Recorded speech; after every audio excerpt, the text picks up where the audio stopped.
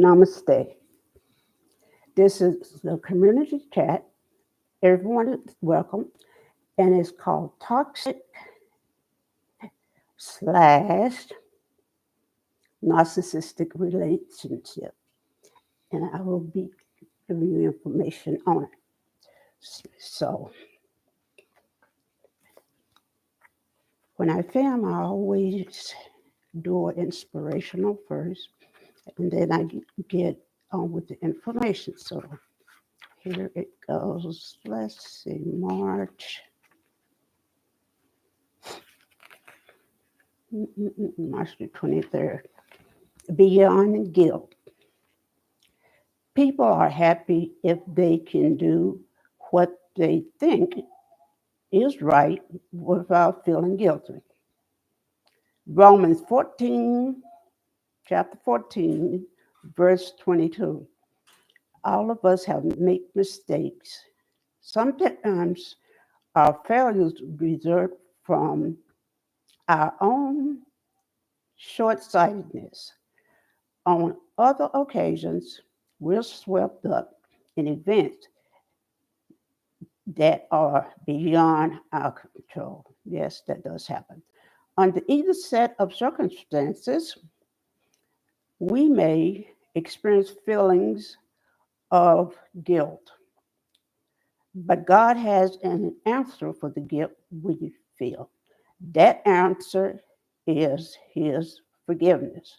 When we ask our Heavenly Father for forgiveness, He gives it completely and without reservation. Then we must do the difficult work of forgiving ourselves uh, in the same way God has forgiven us thoroughly and unconditionally. Yes, He does. The Spanish writer Balsadot Grecian noted that the things we remember best are those better forgotten. So true. When you find that's true of our thoughts, it's time for a special kind of house cleaning, a cleansing of your mind and of your heart. Guilt is the gift that keeps on giving. Oh, yes, it does. And Emma Bumpick said this.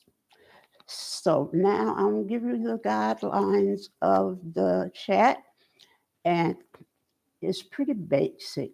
I will do the info session first, and after I finish the info session, I will say the floor is now open for Q&A. That's when you put your question or comment in, and my moderator will read it and send it to me, and I will answer that question. So on with my info session. Okay? All right here. So get all my stuff here. Welcome everybody. All right. So basically, truthfully, I put it this way: toxic and narcissistic relationships are the same. I forgot to say namaste. Uh, they are the same on a spectrum from 1 to 10. Okay, and I'll show you this. This is it. And it's from 1 over here, toxic. Okay, and then over here is when it becomes narcissistic, and that is so dangerous. It starts from about here and go on and on and on and on and on and on, and it's bad, really bad. It's time for you to get out of the relationship then.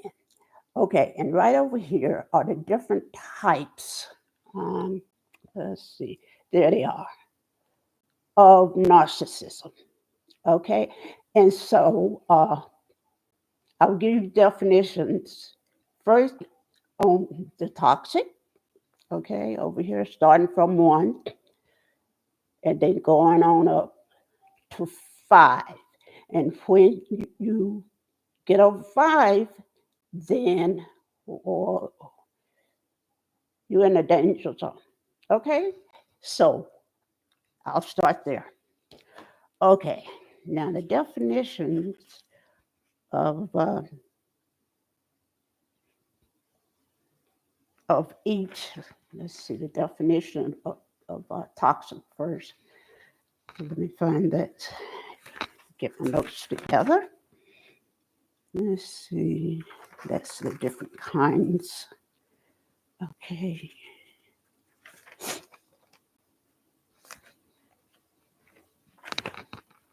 Okay. Part two. Let's see. So let's cover. Okay.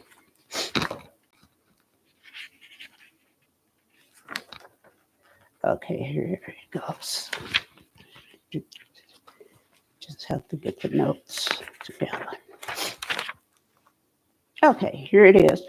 The definition of toxic relationships. As I showed you the spectrum from 1 to 10, okay? Uh, the definition is one that makes you feel unsupported, misunderstood, demeaned, or attacked. Okay. When one or both people are prioritizing love over the three core components in a relationship is respect, trust, and affection. That's in a normal relationship, okay?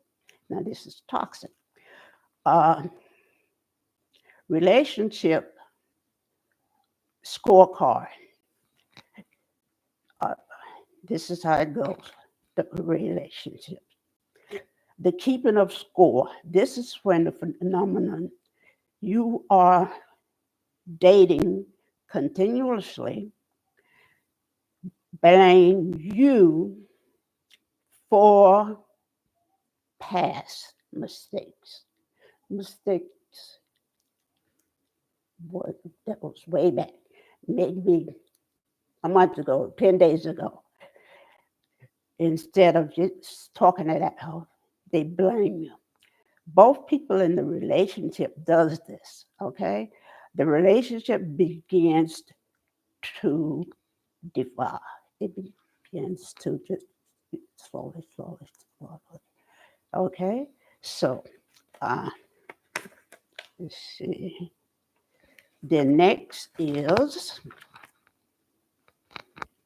dropping hints, passive aggression.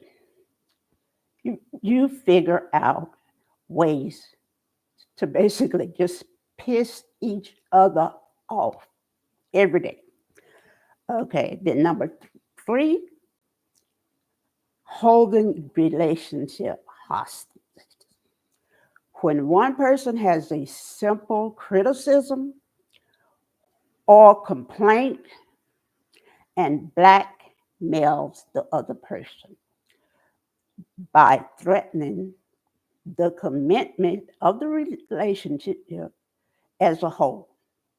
For example, if someone feels like you've been cold to them, instead of just saying, I feel like you're being cold sometimes, they will say, I can't date someone who is cold to me all the time.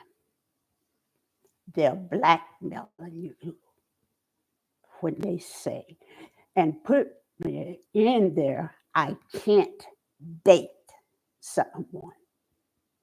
So they are blackmailing you to get their way. Okay, let's see. The next one is, let's see. Uh, okay, here it is. The next one is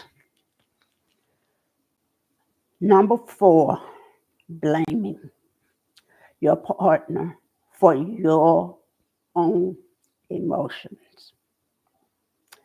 Okay? Uh, Personal boundaries, responsibility for your own emotions. They say something like, you are angry at me for what? I haven't done anything. But they have. Maybe they have flirted with one of your girlfriends outright at a dinner. And then you go home or whatever. And then he might say, you might say, what were you doing at dinner? And he would say, nothing. What do you mean? And you say, you were flirting with my best friend. And then he would say, no, I wasn't. You know, why are you getting upset? I wasn't doing that. Blaming you for your own emotions. Okay. And then there's loving. 5, displays of jealousy. For example, hacking your email. They think if the partner is not jealous, then it is not love. So they will hack your email or something. Uh, get into the phone and check your phone numbers and see what is in there. Okay. And they think in a toxic relationship that it's all right, that they're showing you love. Okay. And then the next one is 6. Using gifts is our money as a solution. Buying the solutions to relationship problems. Okay. Say, for example, you're married and the relationship, say your husband is spending too much money going to the bar after work with their friends, office buddies, and you're doing the budget, and you see on there for like the month, he has spent over maybe $300 on drinks and dinners with his friends. And that part of the budget is for the household, maybe for the grocery. So, in turn, instead of saying, okay, I'm sorry, or whatever, he goes out and spends more money on flowers, roses, and red roses are expensive. Okay, and that's not. They think that's a solution, and it'll keep you from being mad instead of talking it out. Okay, let's see what's next. Number. Okay. Okay, did dropping hints, did emotional blackmail. Okay, buying the relationship. Uh, okay. Now, that was the spectrum here. Okay. From 1 to 5. That is toxic. Then when it get past 5, it's getting into narcissism. You're dealing with a narcissistic person past 5. Okay, so we will start this off as to where narcissism, the name, came from. It came from a Greek myth. And in this Greek myth, it says that Narcissus, that was the person's name, was cursed to fall in love with his own reflection in a pool of water, leading to fall into a deep despair and ultimately die of thirst and starvation. It is saying that this person was so in love with himself. When they looked into the pool of water and saw himself, like, oh, wow, I'm so handsome. Oh, yes. Oh, and that is the basis of narcissism. It's about me, not you, all about this. That's how it came about. The corner phrase of narcissism. And it was first uh, in psychology from Pavlov, which is Ellis. And he did it in his study. And then after was, uh, this is a more popular name that most people know. And if you've ever taken psychology or whatever, Sigmund Freud, he wrote a paper on this. And so that is where it began. All of this began. These two psychologists saw this in people and began to study it. And this is where narcissism comes from. The definition of narcissist, a person with an excessive need for admiration and a conflated sense of self, stems from this myth, like narcissist. A narcissist is a person who needs a constant reflecting pool so they can see themselves. They constantly need validation. And the different kinds of narcissists is 5 forms. And I have shown this here, right over, okay, right over here, 1 through 5. Overt, covert, communal, antagonistic, and malignant. And malignant is the most dangerous. Girl, you better run then. It's dangerous. Okay? So first,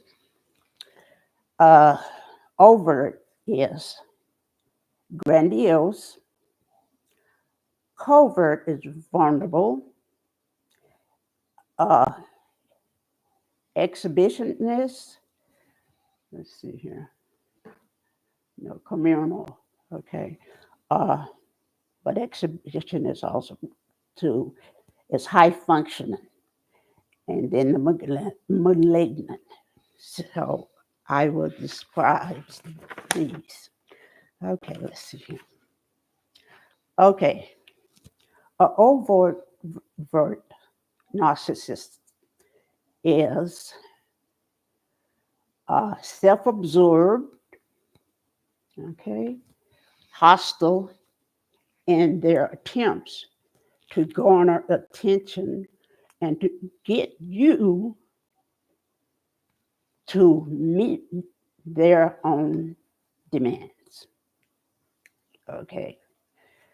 Covert narcissist, center of attention, silent treatment if you cross them. Oh, yes, yes, yes.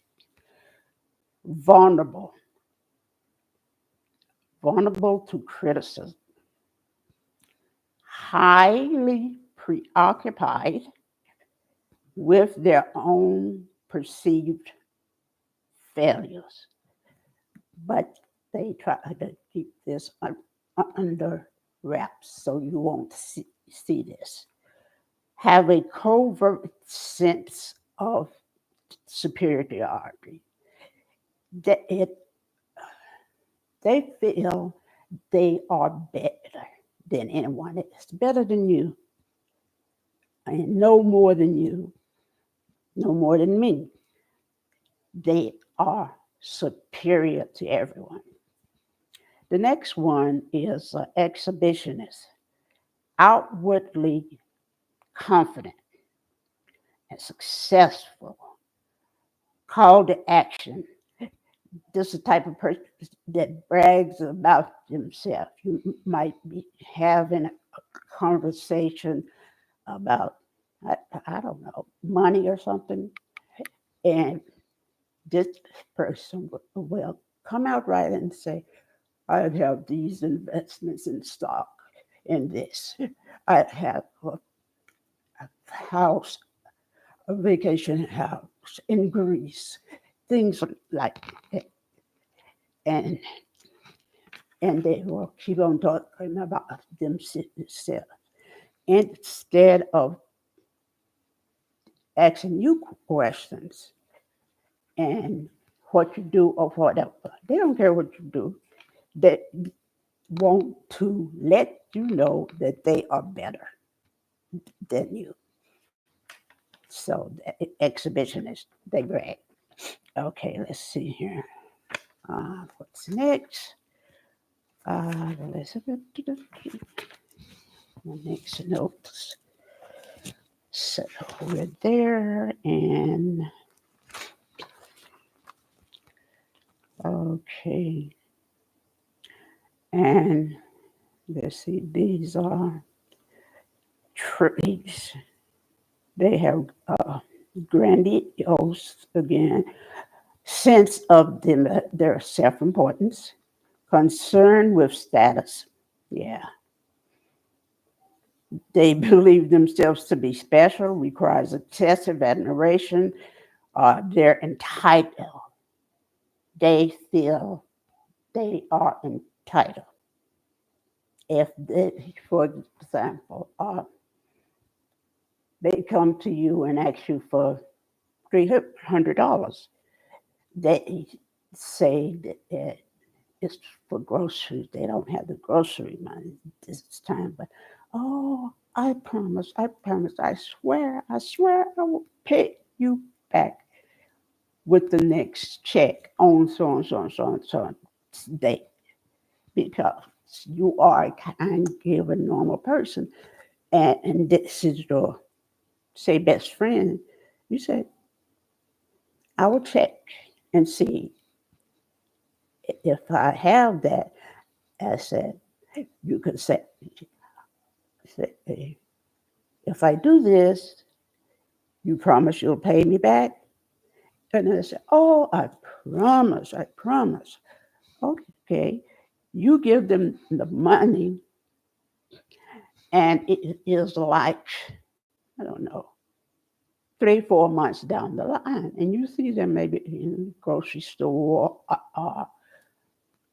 maybe in a clothing store, in the mall, buying a boom $250 jacket to go out with their new boyfriend. Now, in the narcissist's mind, they don't owe you that money. They are entitled to the $300 because they are your best friend. While you had in your budget to pay this for that and pay this for that and pay this for that, and you're off your budget, and you are $300 in, waiting on your friend to give your $300 back. Of course, you see this person in the mall, and they're smiling at you. You know, how you doing, honey? And all blah blah blah blah. Says nothing about the money at all. In her mind, it's forgotten. You've given her that. And so by this time, if a narcissist haven't paid you back, they're not going to do it because they feel that they are entitled to that. Okay? They take advantage of everyone. They have no remorse. Okay? Or empathy at all. They are jealous of others. Okay? Of what you have that they don't have, and they will try to get it from you. And rude. They will say anything to you because they feel they are entitled to that and superior to that. Okay. So with the narcissist and the toxic person in the relationship, the main difference is empathy. When you're in a toxic relationship, they are capable of empathy, feeling empathy for you if you sit down and talk to them and tell them what you believe they are doing. And you can save the relationship. In the toxic relationship, they feel that they are not doing anything, that the problem lies not with them, okay, but with you. You have the problem. They don't have a problem, you have the problem. And because they are superior and know this and know that and are entitled, that, you know, they don't have no problem. Okay? So the next thing is, let's see here, I think I may be, okay.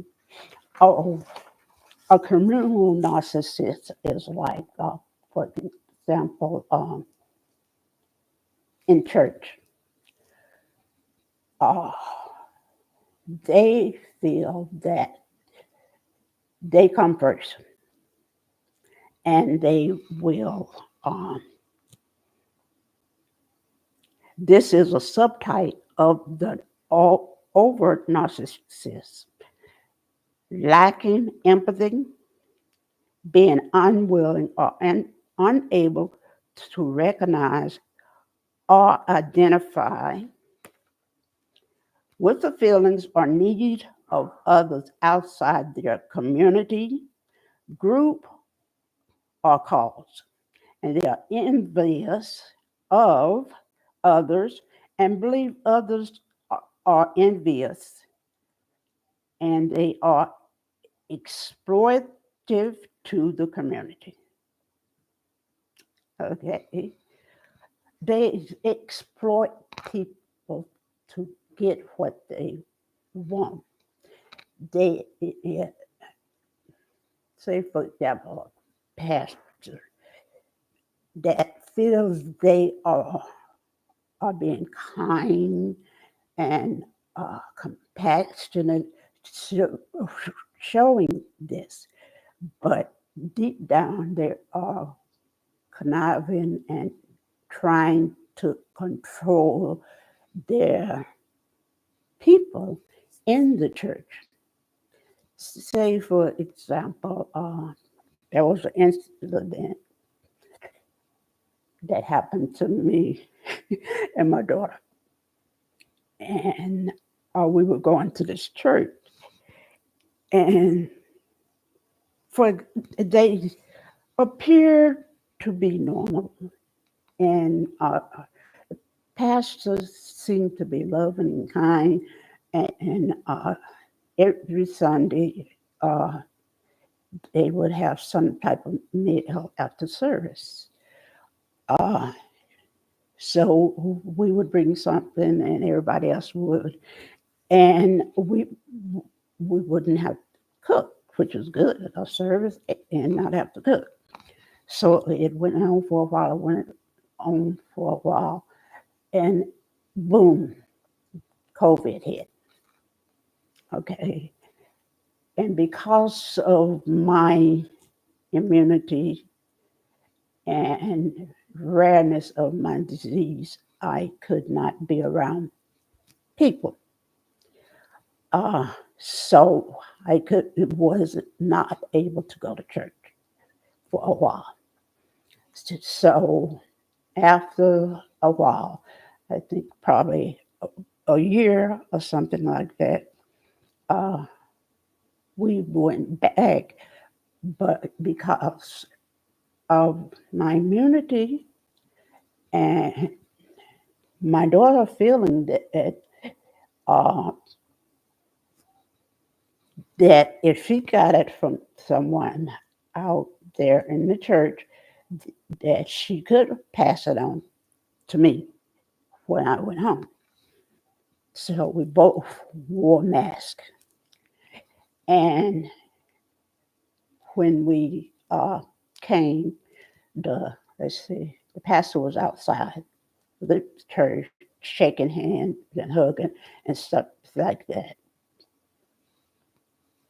Everyone. And so when he saw my daughter and I, uh, he recognized us, and so he came toward me to give me a hug first. I said, no, I can't. He got an attitude, and he said, okay.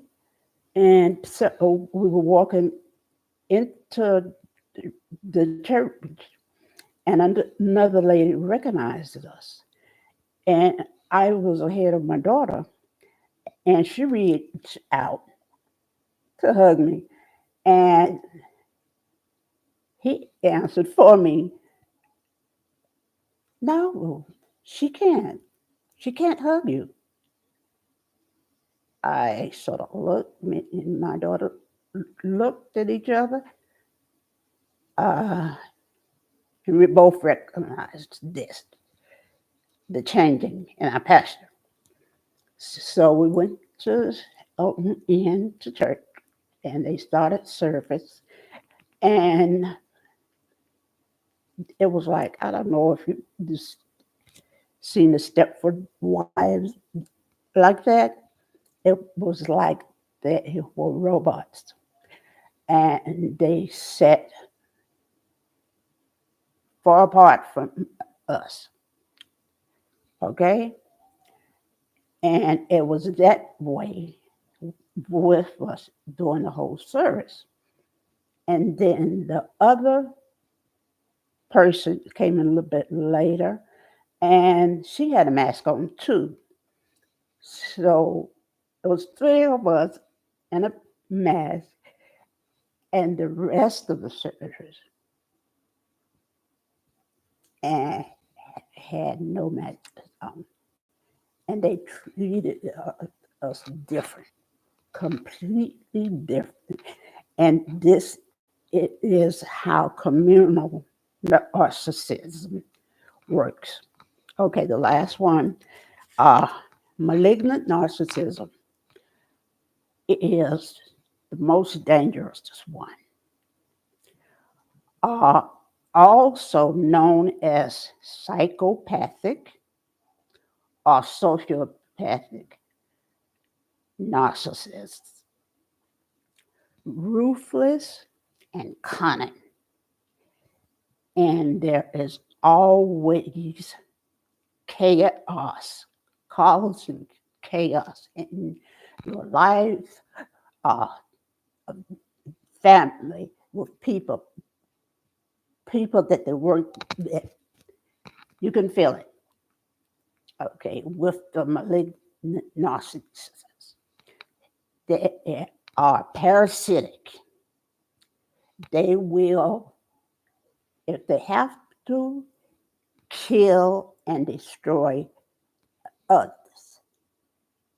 That's why it says psychopathic and sociopathic. They have no remorse for your feelings. They have no empathy for your feelings. If they hurt you or whatever, they will not apologize. They, they have a right to do that. This, if you discover that you are in this type of relationship, you need to make plans to leave. Okay?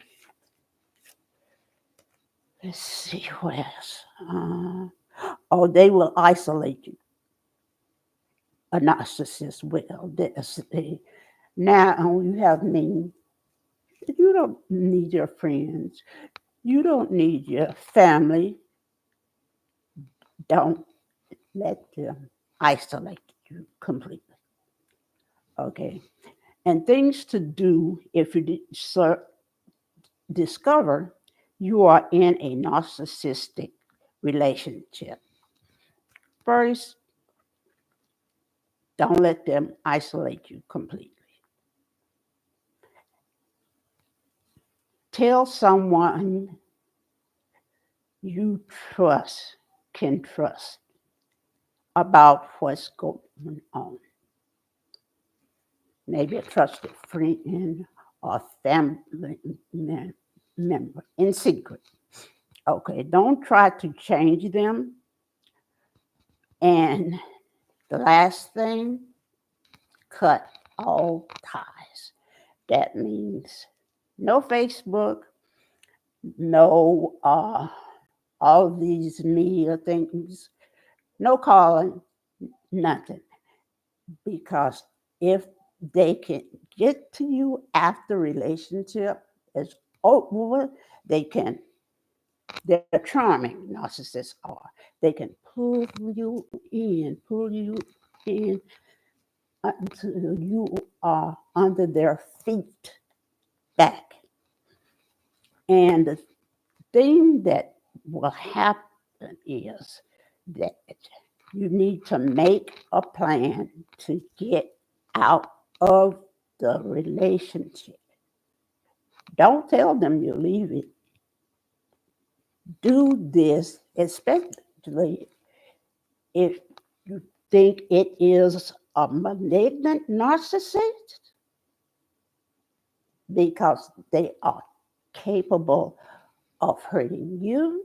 If you have kids, hurting that child, they are capable of killing.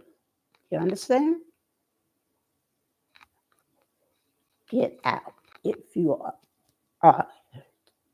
think that you are in a relationship of this sort, Okay, let's see here. Um, if there are any points. Um, okay. Oh, they're good for gaslighting. Okay, they will say if you discover something on them, they will say, "Oh no, I didn't do that. Maybe you're mistaken." And you say, "No, saw you with this person, and you were talking." No, I was at work. You know, you was mistaken. I was at work working on this paper and with my boss and all this and that. And you looking at them, "I saw you." And they would say, "You didn't see me. Maybe this person looked like me, but you didn't see me." That's gaslighting, doubting your sanity. And you would begin to doubt it with a narcissist. Okay. So, in a narcissistic relationship, be an initiator, not a reactionary person. But this narcissist is good with pushing buttons in you. If they have something on you and you are, I guess you could say, not naive, are the kind of person that's trusted, and you tell them something that happened to you. Okay? The next thing, if you're meeting up with them, say you think they're your friend, and you are at a dinner with several other people, and you are talking, and then all of a sudden that person might say, "Remember the time you told me that you was molested by so and so, so and so?" And you sort of look up, and it's like, and you look at them, and you can't believe that they said that. Yeah, they said that. That's how they get to you. They know how to push their buttons. Don't react.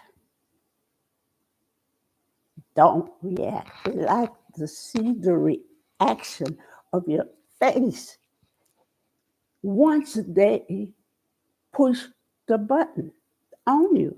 So be an initiator and not a reactionary person. Okay? Let's see here. Don't let them push your buttons. Let's see. Anything else? And then I think we'll finish up. Uh, oh, okay. The reaction of a person, of a narcissist, if you find them out and confront them, they don't like this. They will only show shame that they are found out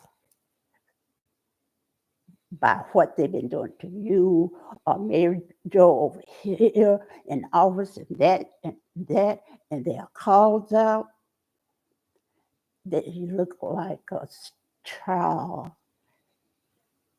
found in the cookie jar by mom. And they will not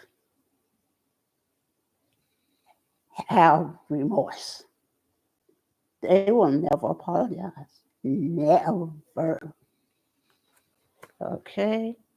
I'm going to show no remorse. Okay. And this is the last thing, and then I will do this. And, you know, uh, here are the points of a healthy relationship: two-way communication, boundaries. Number two, listening, uh, trusting, negotiation skills of each person, transparency, always be honest, calmness, openness. Number eight, working together, teamwork. You have empathy for each other and general love for each other and selflessness. You may put the other person first, and that person will put you first. That's what selfishness is. Okay, so I will get ready to close. And there's one thing I always do, then I will take questions. Let's see here. All right. If you're following me, this is what I do at the info session: empowering questions. And this is a question. Okay. What are your best qualities? My best qualities are I don't judge. I take people as they are. I'm very trusting. I'm very kind, empathetic, uh, helpful, nurturing, and I'm always there for you. And I always give unconditional love. But if I am in a toxic or narcissistic relationship and I start seeing these red flags, I will give you two chances before I'm out of there. And I cut off all communications.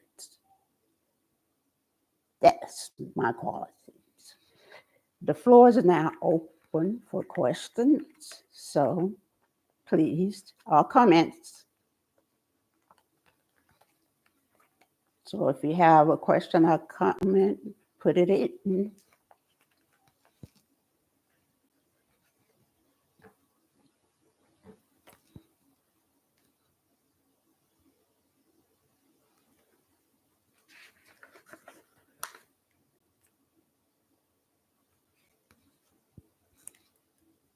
I will give maybe uh,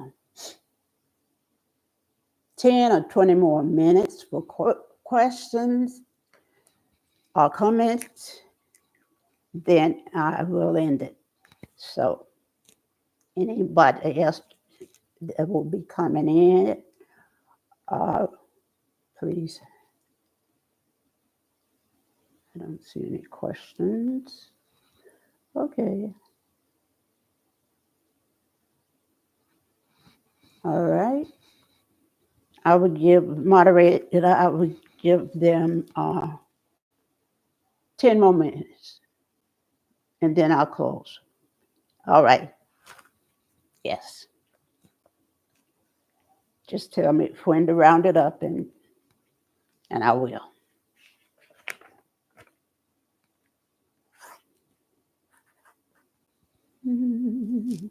All right. Got it.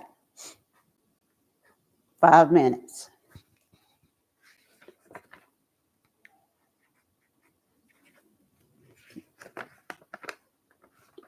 I appreciate everybody for coming and showing your support.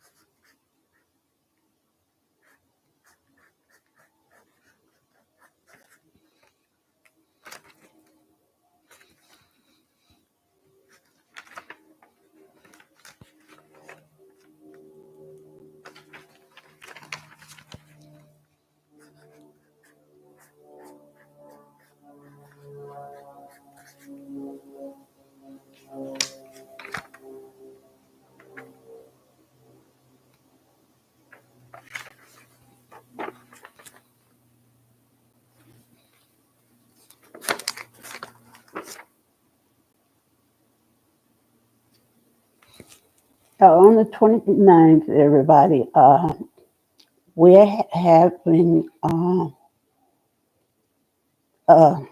multi generational wealth, and it will be a question and answer. I will have a financial person here, and I will give you new information on budgeting and how to budget. It's on the 29th, and it's open, uh, uh, and it's at 4 o'clock also. That's next uh, moderator. When is that? Is that Friday or Saturday?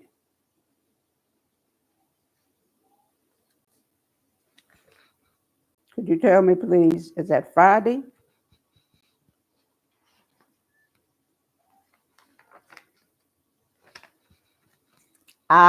Yes, it's on a Friday. Thank you, moderator. A few more minutes, and that's it. We're out. I will close up.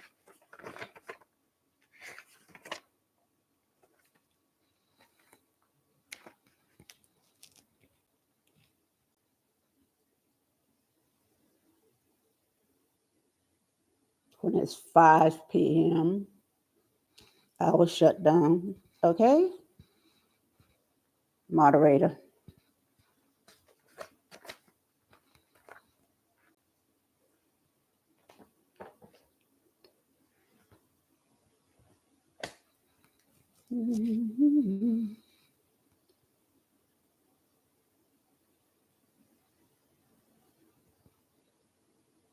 Yes.